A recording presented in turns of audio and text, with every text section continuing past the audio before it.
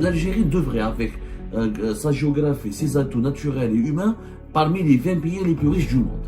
Le fait que l'Algérie ne fasse pas partie des pays, les 20 pays les plus riches du monde est une anomalie. Kia Picanto 2010. Combien elle vaut aujourd'hui en Algérie? Picanto 2010, aujourd'hui elle vaut, depuis le début du mois de décembre 2024 en Algérie, entre 8500 et 8800 euros, 8000 euros et quelques. Une voiture de 2010. Mais je fais du kilométrage. Une Kia Picanto 2010, elle coûte dans les pays européens, notamment en France, entre 4000 et 3000 euros maximum. Autre exemple, une Saxo Citroën 1998. Combien elle vaut actuellement sur le marché algérien? 4400, 4300 euros. On va la comparer, combien elle coûte sur les marchés français? Entre 700 et 1500 euros en France. Un véhicule de 26 ans coûte en Algérie plus de 4000 euros. Un véhicule de 14 ans coûte en Algérie plus de 8000 euros. Ce qui prouve que l'Algérie est un pays pauvre. Voilà, raisonnement économique simple. Parce qu'on n'est pas en train de parler d'un costume, du caviar, Saxo, Picanto, c'est des petites citadines. Je ne parle pas de Ferrari, Lamborghini. Bonjour tout le monde, j'espère que vous allez bien, j'espère que tout se passe bien chez vous. Juste avant de commencer cette vidéo, je tenais à vous remercier chaleureusement pour votre soutien à notre chaîne, pour vos abonnements à notre chaîne aussi et pour vos réactions et vos commentaires sur nos vidéos. Donc merci beaucoup et merci infiniment. Voilà, sans trop m'étaler, je vous propose de regarder cette vidéo et on va réagir après. Nos compatriotes, les Algériens et les Algériens, ils vivent la situation déplorable et qui est la détresse. Voilà, on parle de détresse. Je parle aujourd'hui, nous vivons une véritable détresse socio-économique. Ça veut dire que nous avons des mauvaises conditions de vie qui ne cessent, des conditions de vie très mauvaises et qui ne cessent de se détériorer, ce qui alimente la pauvreté et la précarité de nos compatriotes. Dans un pays qui est censé être riche, avec une géographie extraordinaire, avec un pays continent, des richesses du sous-sol, un capital humain, un emplacement géographique magnifique, un climat exceptionnel. Nous avons que des atouts. L'Algérie devrait, avec sa géographie, ses atouts naturels et humains, parmi les 20 pays les plus riches du monde. Le fait que l'Algérie ne fasse pas partie des pays, les 20 pays les plus riches du monde est une anomalie. Maintenant, passons à l'exemple. Prenons une voiture, Picanto, Kia. Ce n'est pas une voiture de luxe, c'est pas du tout, c'est la voiture, même marque accessible aux plus pauvres. C'est même pas une voiture de classe moyenne. T'as les jeunes actifs, c'est pas une voiture familiale, c'est une voiture du pauvre. Normalement, de la personne qui commence dans sa vie et qui est censée avoir commencé à travailler et qui l'utilise pour aller au travail, etc. C'est même pas une voiture familiale. Quand on a 2 ou 3 enfants, ou même 2 ou un enfant, c'est pas une voiture adaptée. Kia Picanto 2010. Combien elle vaut aujourd'hui en Algérie? Picanto 2010, aujourd'hui elle vaut, depuis le début du mois de décembre 2024 en Algérie, on est en décembre 2024. Je parle d'une Picanto de 2010, elle a 14 ans. 14 ans. 2010-2024. Elle vaut combien? 220 millions de centimes en Algérie. 220 millions de centimes, avec le cours actuel de l'euro, une simple opération pour le comprendre, en ce moment avec le cours de l'euro, plus de 8000 euros. L'euro, plus de 250. Entre 256 et 257. Ça veut dire que 220 millions de centimes,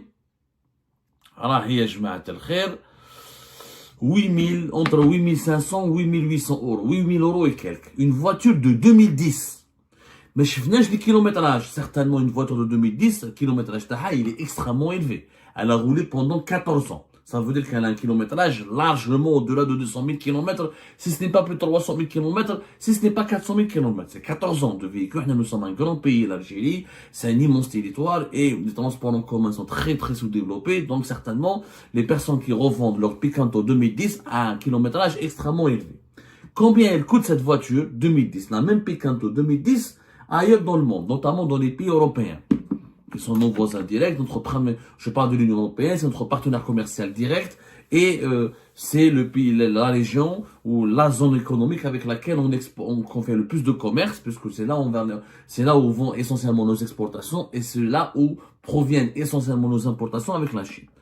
Une Kia Picanto 2010, elle coûte dans les pays européens, notamment en France. C'est le pays qui abrite le plus grand nombre d'Algériens établis à l'étranger. Et c'est notre deuxième fournisseur. Il fait partie aussi de notre 3 ou 4, en tout cas de nos 3 ou 4 plus importants clients, sur le plan du commerce des exportations et des importations. C'est pour ça que j'en parle.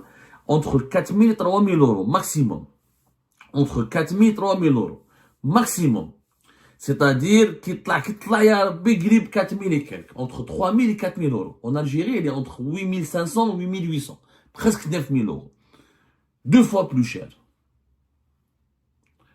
C'est une métaphore techniquement, normalement, pour comprendre la situation économique déplorable de notre pays. Comment se fait-il qu'un véhicule de 2010, avec un kilométrage record, donc il a des défaillances techniques, donc il n'est pas conforme à toutes les normes de sécurité, donc c'est pas un véhicule qu'on peut utiliser encore pendant longtemps, coûte 2 fois plus cher par rapport aux pays européens, par rapport à d'autres pays à travers le monde comme les pays européens. 2 fois plus cher, pas 1 fois et demi, 2 fois plus cher. On parle d'un véhicule 8800, entre 8500 et 8800 euros. 8500 ou 8800 euros, tu peux acheter un véhicule de moins de 5 ans en France, ou là en Espagne, ou là ailleurs. En Algérie, tu peux à peine acheter un véhicule de plus de pratiquement 15 ans, 14 ans, 15 ans.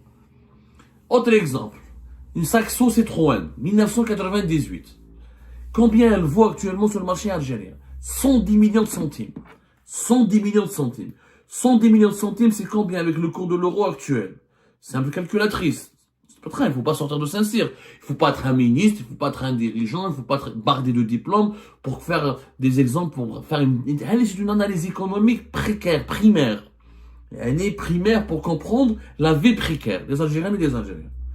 Alors, attends, ça me relève, 5 000 euros. Non, même pas, 4 000 euros. Même pas. Ça me relève, je corrige. Alors,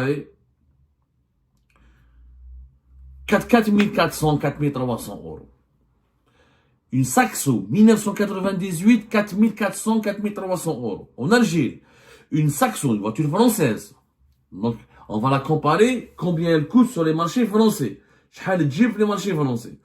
Une Saxo, 1998, entre 700 et 1500 euros en France. Et en Algérie, elle vaut entre 400, 300, 4300, 4400 euros. 4 fois plus cher.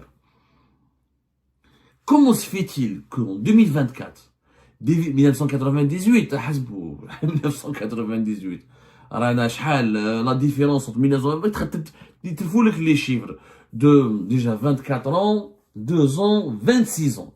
Un véhicule de 26 ans coûte en Algérie plus de 4 000 euros. Un véhicule de 14 ans coûte en Algérie plus de 8 000 euros. Oui, est-ce que c'est des situations normales? Je pense que pour trouver de tels prix aussi élevés, il faut aller dans les pays qui sont en guerre. Le Soudan, les pays les plus fermés du monde, la Corée du Nord, l'Érythrée, la Syrie de Bachar Assad, où la violence se poursuit. Vous n'allez peut-être pas trouver des véhicules avec des prix aussi chers. Un véhicule de 14 ans, plus de 8 500 euros, et un véhicule de 26 ans, plus de 4 000 euros, c'est quand même, ça démontre que nous vivons dans un pays, non seulement il est anormal, mais il est anormalement dangereux. Pourquoi anormalement dangereux? Parce que ça veut dire que la voiture, qui est un bien de consommation universel, qui est censé être accessible à tout le monde, surtout dans un pays continent, où le pays il est très vaste géographiquement, normalement, c'est un bien de consommation abordable. La voiture n'est pas censée être un luxe dans les pays en voie de développement ou dans les pays développés. La voiture est un luxe dans les pays pauvres. Aujourd'hui, elle est devenue un luxe inaccessible à la majorité de la population, ce qui prouve que l'Algérie est un pays pauvre. Voilà, raisonnement économique simple. Parce qu'on n'est pas en train de parler d'un costume, du caviar, ou là on m'a d'un iPhone, d'un écrit, ou là d'un écran de télévision, d'un écrit. On parle de véhicules très ordinaires. Saxo, Picanto, c'est des petites citadines. Je parle pas de Ferrari, Lamborghini. Donc c'est le symbole d'un pays pauvre. L'Algérie s'est appauvrie, totalement appauvrie. Et la pauvreté amène à quoi? La pauvreté peut mener vers de graves préjudices. La conséquence de cette cherté historique incroyable des voitures. C'est que nous avons aujourd'hui un parc véhicule qui est totalement vieux. Nous avons 6 millions de voitures et quelques. 80% des voitures qui circulent en Algérie sont âgées de plus de 5 ans. 80%. Je dis bien 80%. 58%, presque 60% des voitures en ce moment qui circulent en Algérie ont plus de 10 ans. C'est quand même inquiétant. Plus de 22% des voitures qui circulent en Algérie qui sont âgées entre 15 ans et 19 ans. Presque 20% des voitures qui circulent en Algérie qui sont âgées de plus de 20 ans. Ça veut dire quoi? Ça veut dire qu'on utilise des vieilles voitures. Et quand on utilise des vieilles voitures sur un pays très grand, dans un pays très grand comme l'Algérie, où la voiture n'est pas un luxe, c'est une nécessité. Le Canada a un métro, t'as 400 km, et des TGV, t'as 200 km par heure. Nous avons des tramways de plusieurs cinquantaines de kilomètres dans toutes les grandes villes, dans les 10 grandes villes du pays, gueule. On a un métro, même pas 20 km, on a 7 villes uniquement avec des tramways. Les tramways algériens, leur trajet, la longueur de leur réseau, elle est entre 15 et 20, même pas 25 km. Donc, la voiture n'est pas un luxe. Elle n'est pas un luxe nulle part ailleurs. Dans le monde d'aujourd'hui, la voiture n'est pas un luxe. Ce qui est un luxe, c'est un duplex, c'est des villas, un jet privé. Ce qui est luxueux, c'est des voitures ultra sportives, des voitures luxueuses. Mais la voiture Saxo ou la Picando des petites citadines, c'est pas un luxe. C'est censé être un acquis. C'est censé être un bien de consommation totalement abordable pour tout le monde. Mais aujourd'hui, c'est un luxe. Et les pays où les voitures les citadines, les petites voitures simples sont des luxes. Sont un luxe, ça veut dire quoi? Ça veut dire que c'est des pays pauvres. Nous avons presque 6 millions, nous avons un parc de véhicules de presque 6 millions de véhicules, uniquement. Donc, c'est voilà, bon, le parc automobile, apparemment, il a dépassé 5 millions, quoi. Bon, quand on compte les poids lourds, etc., etc. Mais on a réellement les véhicules touristiques, apparemment, les véhicules touristiques, etc., c'est 5 millions 600 000 véhicules, on va dire. Mais de plus en plus vieux, des voitures de plus en plus vieilles, donc de plus en plus défaillantes, déficientes, avec un risque très élevé d'accident. Tout ça pourquoi? Parce que nous avons un régime qui dit qu'il ne faut pas importer des voitures, je dois garder mon argent pour l'État, je dois économiser mes devises, les devises dont j'ai besoin pour financer l'armée, pour financer la police, pour financer la présidence et pour financer les importations autres qui sont jugées plus nécessaires que la voiture, etc. Ok. Mais les dirigeants algériens pendant ce temps-là, ils ont quoi? Allez voir le président de la République, les ministres, les généraux, les secrétaires généraux, les directeurs centraux, tous les dirigeants algériens, ils ont des voitures de fonction. Quand les dirigeants algériens agissent comme leur peuple, avec des bicyclettes et des scooters, ils prennent le métro et le train, et le tramway, c'est compréhensible. Même les dirigeants font un effort, n'utilisent pas la voiture. Je vois les convois officiels, la présidence, le premier ministère, tous les ministères, tous les corps de l'armée, tous les corps de sécurité, tous les généraux, ils ont des convois et des voitures pour eux, pour leur garde du corps, pour leurs enfants. À Roma, ils n'ont pas de problème de voiture. À Roma, ils circulent.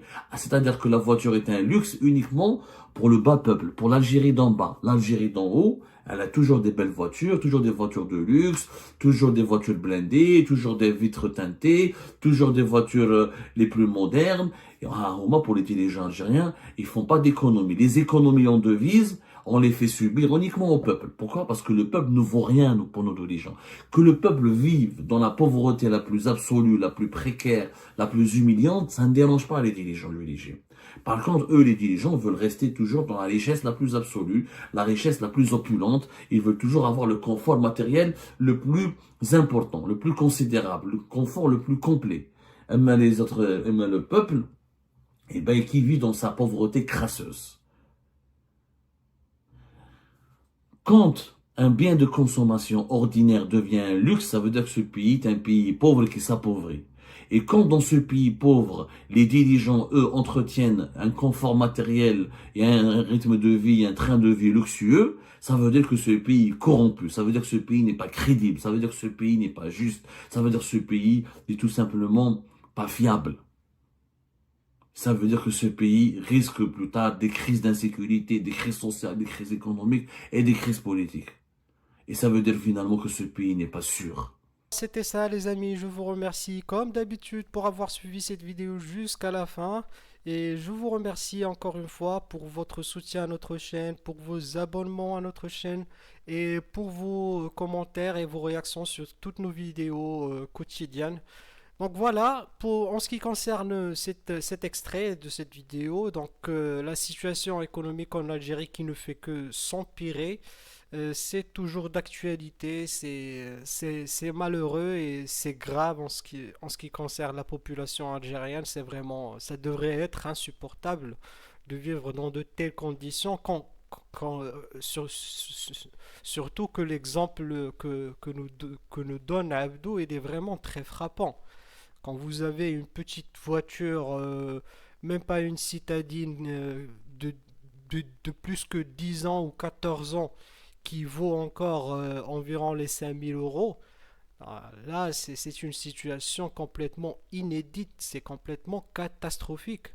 Je dirais au Cuba, et même le Cuba s'en sort quand même. Il a développé une certaine façon de faire. Mais là, c'est comme si l'Algérie était sous embargo. Littéralement, alors qu'elle ne l'est pas. Alors, elle s'est créée des conditions d'embargo par elle-même. Donc, on peut imaginer ce que le simple citoyen va ressentir. Hein. Donc, mais les réponses, les véritables réponses sont au-delà. Abdou ne s'est pas vraiment il n'a pas vraiment parti loin dans son analyse du problème, même s'il il connaît bien le sujet. C'est que ce n'est pas seulement le problème d'importation qui ont été restreintes au minimum qui cause ce genre de problème. C'est aussi le manque d'industrie. C'est aussi l'industrie du montage qui existait autrefois en Algérie qui a été complètement sabotée. Même avec ses imperfections, même s'il n'était pas vraiment très développé, mais il existait. Et il fallait le développer effectivement. Donc, si on veut comparer, il ne faut pas se comparer avec l'Europe déjà. Surtout dans ce secteur. C'est un secteur que l'Europe a carrément inventé ou créé. C'est l'Europe qui a vraiment fait de l'automobile ce qu'elle est aujourd'hui dans notre monde. Donc c'est une comparaison un petit peu biaisée. Mais il faut se comparer avec les pays voisins ou les pays de même gamme. Donc si on regarde juste dans le voisinage, regardons d'abord la Tunisie. La Tunisie ne pratique pas elle est encore dans une crise plus grave ou assez grave que celle de l'Algérie, économiquement parlant et même politiquement. Hein. Mais quand même dans la gestion des importations, dans ce qui est parc automobile, dans ce qui est la gestion de la vie quotidienne du pays, on arrive quand même à trouver des solutions parce qu'on les cherche. Et on ne restreint pas les importations comme ça de façon arbitraire. Ça, c'est complètement chaotique. Mais la véritable comparaison qu'il faut faire et que c'est la seule comparaison qui est vraiment exacte et qu'il faut faire, c'est celle avec le Maroc, malheureusement pour l'Algérie. Parce que non seulement nous avons presque la même situation géographique, ils ont encore plus d'atouts industriels que nous, que le Maroc, mais le Maroc arrive à créer une industrie automobile, ce qui lui permet non seulement de satisfaire une partie sincèrement, c'est une très très fine partie de la demande nationale, même pas 10%, parce que le marché national ne peut pas absorber la quantité gigantesque de production qui existe au Maroc. Donc le Maroc exporte à hauteur de plus de 90% ces voitures. Mais le marché local n'a strictement aucun problème. Certes, les véhicules ne sont pas disons, sont un petit peu plus chers qu'en Europe, mais ça, c'est un autre sujet. Mais le marché, il est presque saturé même. de voitures neuves. Donc le marché, il y a toutes les marques mondiales, il y a même des marques chinoises qui n'existent pas en Europe, qui existent au Maroc, qui commercialisent leurs voitures au Maroc. Donc il y a une commercialisation, il y a un tissu commercial et il y a une offre sur le marché. Et ça, c'est effectivement, il y a une grande contribution de l'industrie automobile qui permet à l'État d'avoir déjà un stock gigantesque de voitures neuves. Donc le marché local ne sera jamais dans une situation de précarité dans ce sens. Mais nous sommes déjà arrivés à des stades assez importants quand on peut exporter et gagner des devises. Et avec ces devises, on peut se permettre d'importer même les voitures de luxe. Au Maroc, vous avez des concessions Ferrari, vous avez les concessions de Porsche, vous avez des concessions de voitures de luxe, de très haute gamme. Et les Marocains peuvent se permettre, pas tous, mais comme dans tous les pays du monde, hein, les riches du pays, la haute classe moyenne peut se permettre aussi un accès à des voitures de bonne qualité, avec un bon prix. Et c'est comme ça que la vie se gère, de façon normale, dans un pays normal. Alors que l'Algérie n'arrive même pas à tirer cette leçon de son voisin immédiat. Donc là, il y a des problèmes. Là, on sait bien qu'il y a un problème. Donc c'est un problème, en fait, c'est un problème structurel. C'est un problème de la vision de l'État qui cloche quelque part. C'est là où, moi, personnellement, je vois que c'est toute une vision qui doit changer en Algérie. Il faut arrêter de penser avec la pensée du monde soviétique doit s'arrêter, hein.